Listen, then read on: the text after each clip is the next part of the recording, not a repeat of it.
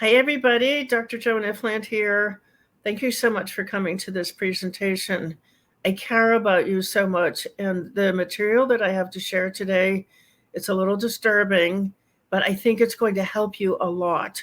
We're going to be talking about how eating disorder treatment is handled currently and why it's not working. So this is, to me, it's a scandal because we know what to do about binge eating disorder specifically.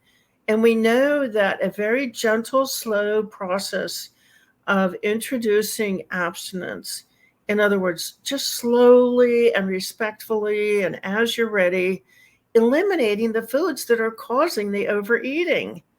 Eliminate the foods that are causing us to be hungry all the time, and eliminate the foods that we're eating over, the emotional eating, and the stress eating. We know these things are related to the craving properties of processed foods. So we're talking today about how the eating disorder community promotes eating processed foods, but how processed foods are the very reason why we've lost control. So the big reason that the eating disorder treatment community gives is that people binge when they're told to get off of processed foods. But what I really want you to know today is that research shows that it's normal for binging to continue for some period of time. It depends on how much stress there is in your life, how much triggering is in your environment, how easy it is for you to get real foods, non-craving foods. And so this is normal. And if you're in a program where people think that you should be able to stop lapsing immediately, that's not true. It's not consistent with what we know about recovering from other craving substances. So why? We just have to ask ourselves, why does the eating disorder treatment community continue to push processed foods? You have to eat processed foods. If you don't eat processed foods, oh, that's your eating disorder. None of that's true. Processed foods attack cell function in 8 different ways. Processed foods are much more toxic than cigarettes were. And yet you have these specialists telling you have to eat them, that there's something wrong with you if you don't eat processed foods. Well, that's exactly backwards. So why? What are the possibilities? Well, maybe eating disorder specialists don't have the skills that are needed to get people off of processed foods. Processed foods are really intensely craving, and you have this processed food industry right there all the time pushing it. So it takes some skills. It takes some time. You have to learn how to control emotions and how to control triggering and food stimulation and work with people who are pushing you to eat processed foods. It takes a lot of skills. And it's also possible that eating disorder specialists don't have enough resources.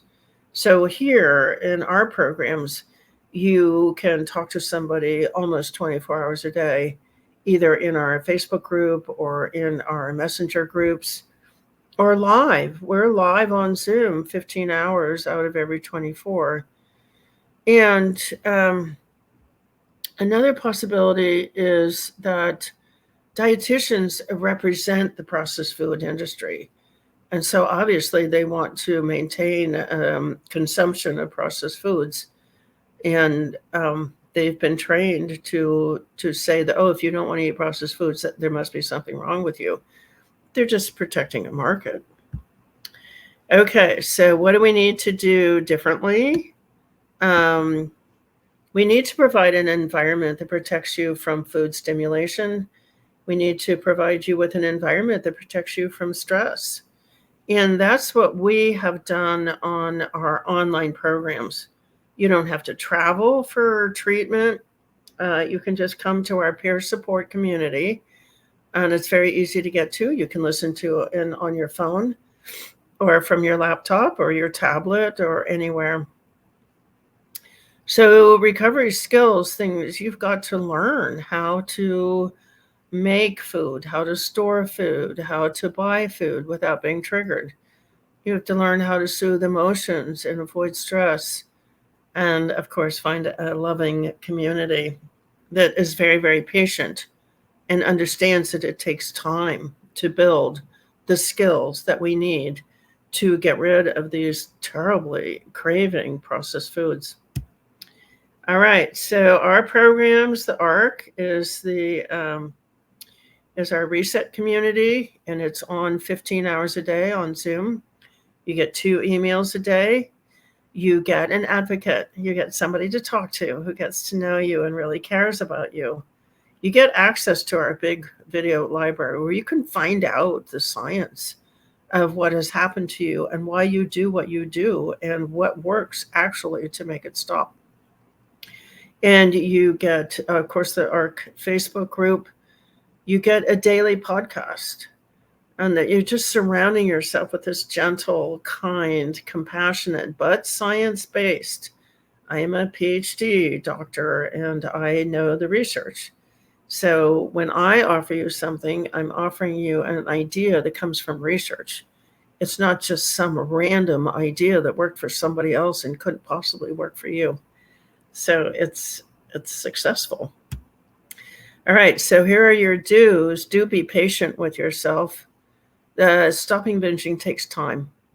And don't let anybody tell you that eliminating processed foods is making you binge. That's not true. It's just not true. It's not consistent with the research. So do get into a community like the ARC, and you can find us at foodaddictionreset.com. Don't give up on the idea of gradually, respectfully, with a lot of self-awareness. I'm ready to do this, but I'm not ready to do that. Gradually giving up the processed foods.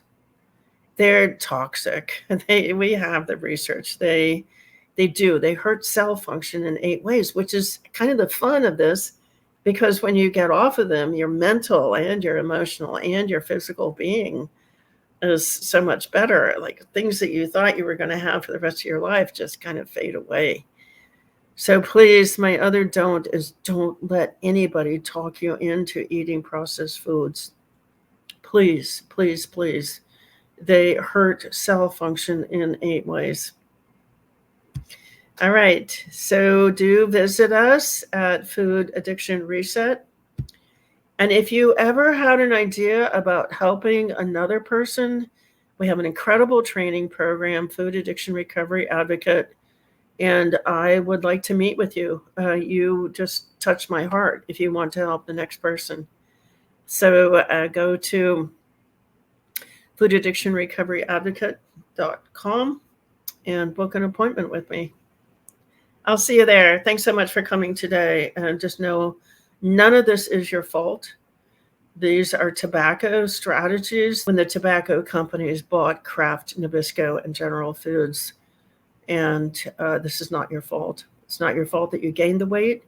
It's not your fault that you're now binging. It's just not your fault. But we've got big answers for you. I hope I hear from you. This is such a joy to get out from under the burden of diet-related diseases. It's great to be in the sunlight of the truth, and it's great to take your health into your own hands. So let me hear from you.